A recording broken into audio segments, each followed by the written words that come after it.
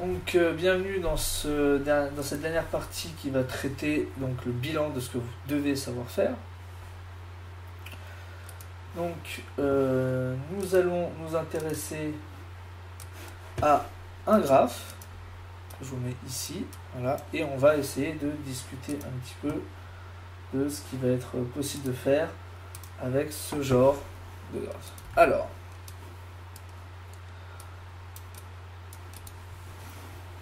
la première chose que vous êtes censé savoir faire, c'est repérer la période. Alors la période, je vais me permettre de répéter ce que c'est.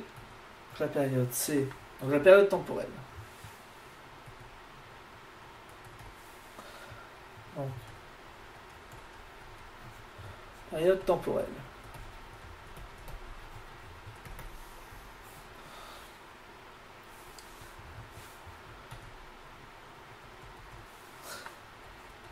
C'est la durée du plus petit motif, d'un signal périodique. Alors le signal que je vous présente à gauche est périodique. Je vous le dis, voilà, c'est pas à vous de définir si oui ou non il est périodique. Je vous le dis, c'est le cas. Alors là c'est fourbe puisque vous ne voyez pas sa périodicité. Vous ne voyez pas qu'il se répète indéfiniment avec le même motif. On peut le deviner néanmoins en regardant ici, mais on ne sait pas si ici par hasard ça fait n'importe quoi. Donc auquel cas le signal ne sera pas périodique. Donc on va chercher à savoir quelle est cette durée, donc t, on la note t, qu'on exprime généralement en secondes, on peut l'exprimer en millisecondes, on peut l'exprimer en ce qu'on veut.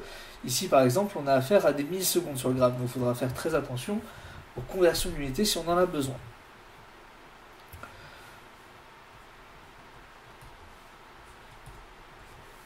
Donc, ce que l'on va faire, c'est essayer de définir si, tiens, par exemple, est-ce que ce serait pas ça le motif le plus petit? On partirait d'ici et on arriverait ici. Voilà, imaginons, donc je vais faire cette hypothèse. Je place mes deux points. Je me dis qu'entre ces deux points rouges, c'est le motif le plus petit. Je le dessine. Et comme je vous l'ai montré dans la partie 2 de la correction, on fait une hypothèse que l'on va essayer de valider ou non. Donc on va redessiner ce motif. Et on voit qu'il nous manque quelque chose. Nous n'avons pas ce genre de motif dans notre signal. Donc avons-nous réussi à créer un motif semblable à celui qui est présenté? Non. Donc ça veut dire que notre prise de période temporelle n'est pas bonne. Donc on va devoir aller un peu plus loin. Et en fait, en se situant ici, entre ces deux points-là, nous allons avoir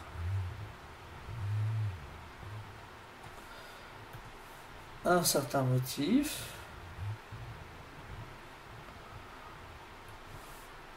qui se répète comme ça, visiblement indéfiniment, et ça fonctionne. Ça a l'air en tout cas de ressembler à ce que nous avons ici. Donc ça semblerait coller, on n'a pas plus petit comme motif. Voilà comment marche la reconnaissance d'un motif qui se répète, le plus petit. Et ici, où est-ce que nous nous situons en termes de durée? On se situe à 2,3, nous sommes entre 2,2 et 2,4 millisecondes. Donc ça, qu'est-ce que c'est? Ça représente notre période temporelle. Alors, notre période temporelle est de 2,3 millisecondes. Vous êtes capable, et vous devez le savoir le faire, donc vous êtes censé savoir identifier la période, et en deuxième temps, vous êtes censé pouvoir utiliser la formule de la fréquence, qui est de 1 sur t, remplacer t par la valeur ici. Donc ici, nous procédons au calcul 1 divisé par 2,3, attention, 2,3 millisecondes. Or, vous êtes censé savoir, et là, ça fait partie de votre troisième connaissance, qu'il va falloir convertir les millisecondes, puisque la fréquence en Hertz, je rappelle que Hertz, en fait, ce sont des secondes, moins 1, donc l'inverse de seconde. Donc ici, on doit se débarrasser du milliseconde. Alors, Une milliseconde, c'est 1000 fois plus grand qu'une seconde ou c'est 1000 fois plus petit? C'est ça la question qu'il faut vous poser. Un millième de seconde, c'est très petit. Donc ça doit être un chiffre en dessous de 1. Ça ne doit pas être 2300, ça doit être 0,0023. Et donc 23 secondes. Et ce calcul-là nous donne ici le résultat de 400 secondes moins 1, donc l'inverse de seconde, que l'on appelle aussi Hertz. Donc 400 Hertz. J'ai à ma disposition ici un tableau de différentes notes de musique. Donc 400 Hertz, qu'est-ce que ça pourrait être? Ici, on voit qu'on se rapproche des 400 Hz. Ici, on les a dépassés. 392, 400, on a 8 Hz de différence. Si je vous dis que c'est une note de musique, on va dire que c'est la plus proche. Est-ce que c'est 440 qui est plus proche de 400? Ou c'est 392? 392 plus 8 égale 400. Alors que 400 40 égale 440. Donc là, quand même, l'écart,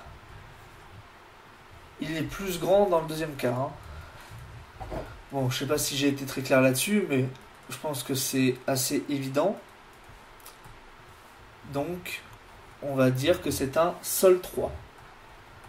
Donc, un sol 3, c'est la note qui correspondrait à ce signal. D'accord ? Donc ça fait partie des compétences que vous devez avoir en tête. Parmi les compétences que vous devez avoir, il y en a d'autres. Donc vous devez être capable de justifier que quand on a une corde attachée à deux bouts, si on la fait vibrer,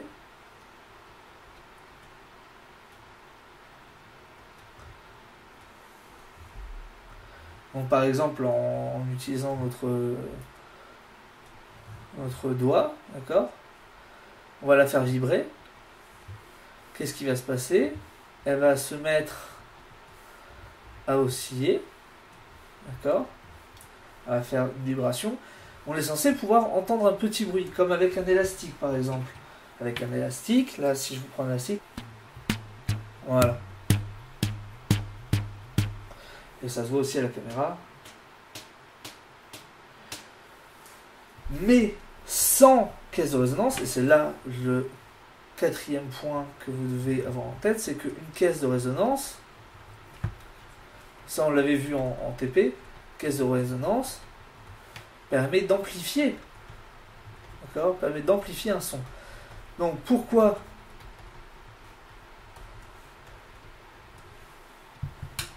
il y a des caisses de résonance par exemple sur un diapason? Donc même si on a un objet métallique qu'on va faire vibrer, la caisse de résonance permet de faire un son. Alors je vais vous montrer un exemple tout de suite. Une guitare électrique. Une guitare électrique n'a pas de caisse de résonance. Vous voyez, il n'y a pas de trou. C'est de l'électronique. Donc si je joue, ça s'entend très très peu. D'accord ? Ça s'entend, certes, mais ça s'entend très très peu.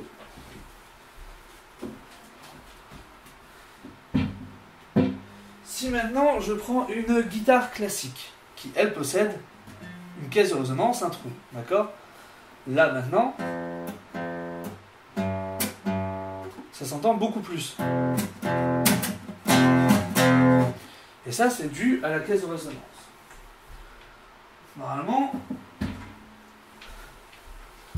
cette question est réglée. Ça permet d'amplifier un son. Vous êtes aussi censé reconnaître si une fonction est périodique. On en a un petit peu discuté tout de même depuis tout ce temps. Si je vous présente cette fonction-là et par exemple celle-ci,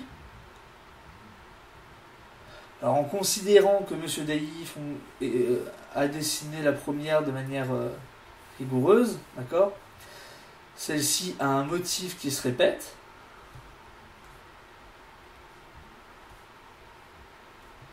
Plusieurs fois, voyez, Premier motif, deuxième motif. Hein. Ici, le motif ne se répète pas puisque on a une perte à chaque fois d'altitude. D'accord? Tout ça, c'est très... Donc, ici, on va dire que ce n'est pas périodique. Et ici, que c'est un signal périodique. Parce que le motif n'est pas le même. Ici, c'est un motif qui se rétrécit à chaque fois. Ça n'a pas de sens, ce n'est pas périodique, ce n'est pas le même motif. Ce genre de signal existe, hein, mais je veux dire, ce n'est pas un signal périodique. Ça, c'est la 5e compétence que vous devez à tout prix avoir. Donc, un autre exemple de signal qui n'est pas périodique.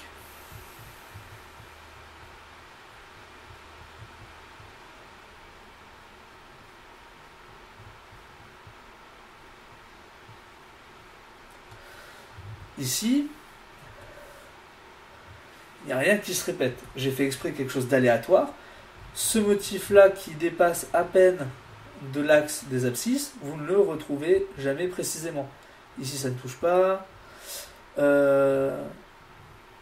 ne trouverez jamais précisément, pareil, ce motif-là où les deux sont à la même altitude. Ici, ils sont en décalé, etc. Donc ça, ce n'est pas périodique. D'accord? Très bien. Un autre exemple. Alors, ce que vous devez pouvoir faire. Oui, vous êtes censé être capable de me citer la vitesse du son. 300 dans l'air. Parce qu'on a vu que ça dépendait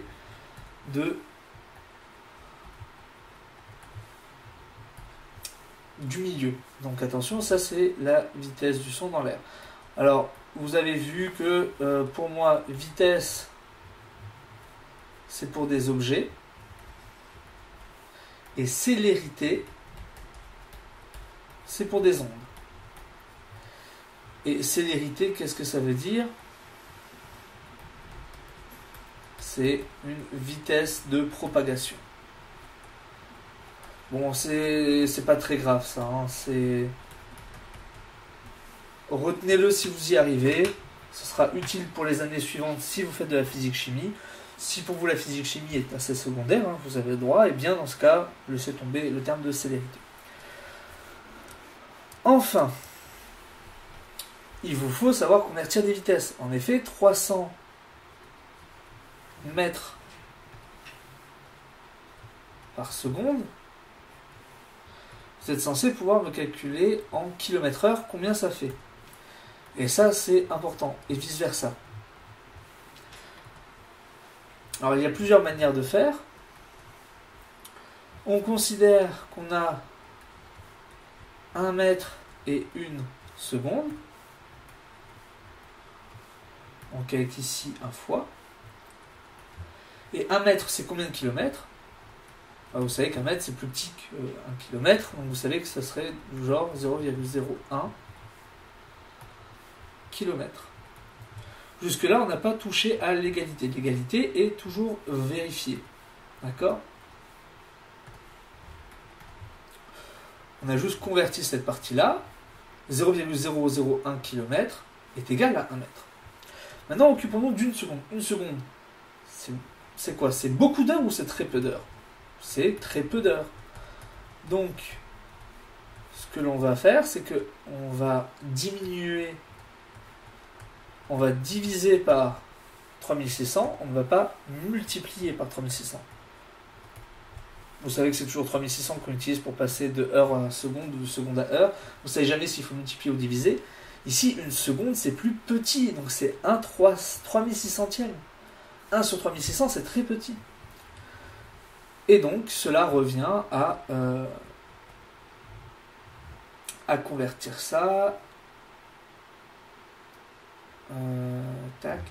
Donc on a 340 fois 3600 fois 0,001. J'ai mis tous les chiffres d'un côté et maintenant je mets toutes les unités. Kilomètres par heure moins 1. Et donc ça, c'est un résultat que la calculatrice est capable de vous donner. Là maintenant, on a fait le travail des unités, on l'a fait intelligemment, on a vérifié. On a utilisé des éléments logiques. On sait que 1 km c'est plus grand que 1 mètre. Et ici, on sait que une heure, c'est plus grand que une seconde. C'est ces arguments-là qui sont logiques qu'on a utilisés pour savoir s'il fallait multiplier ou diviser. Donc maintenant que ce travail-là a été fait, on va utiliser notre calculatrice.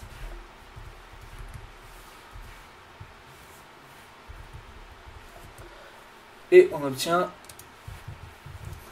le résultat de 1224 km par heure. Là, vous voyez que c'est énorme. C'est énorme. Un TGV, c'est 300 km par heure. La célérité du son est plus grande. Donc ça, c'est la 7e capacité que je vais vous demander d'avoir en tête.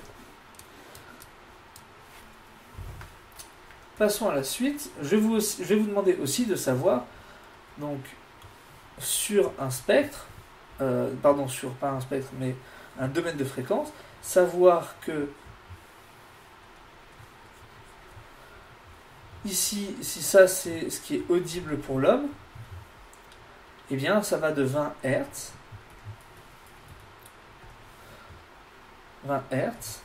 à 20 000. Alors ce ne sont pas les chiffres les plus compliqués à retenir. Et ce qu'il faut que vous sachiez surtout, c'est qu'ici c'est infrason, et ici c'est ultrason. Alors, les infrasons vont de 0 Hz à 20 Hz. L'audition humaine vous permet, ce qui est audible pour nous, c'est de 20 à 20 000. Et ensuite, les ultrasons, ils vont en fait jusqu'à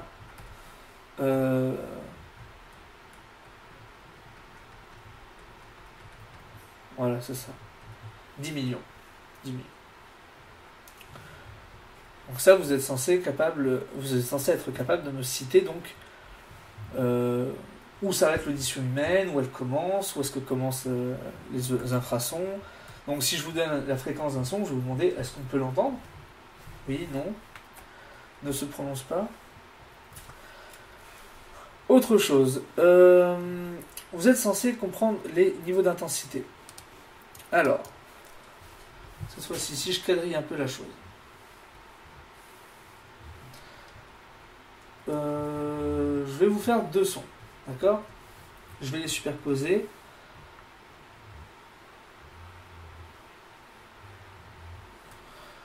En disant que ici c'est en millisecondes. Hein.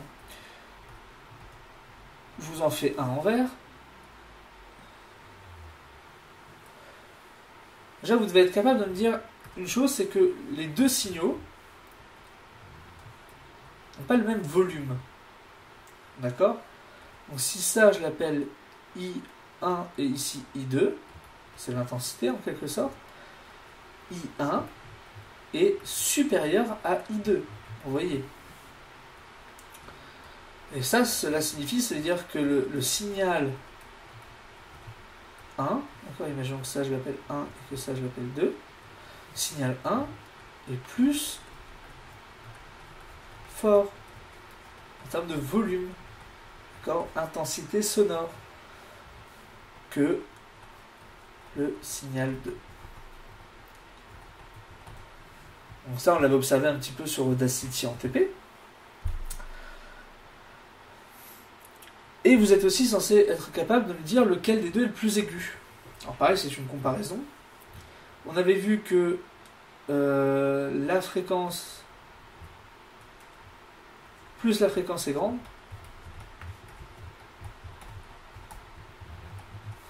ça c'est la 10e capacité, plus la fréquence est grande, est élevée, plus il y a de motifs par unité de temps, souvenez-vous, motifs par seconde, plus il y en a,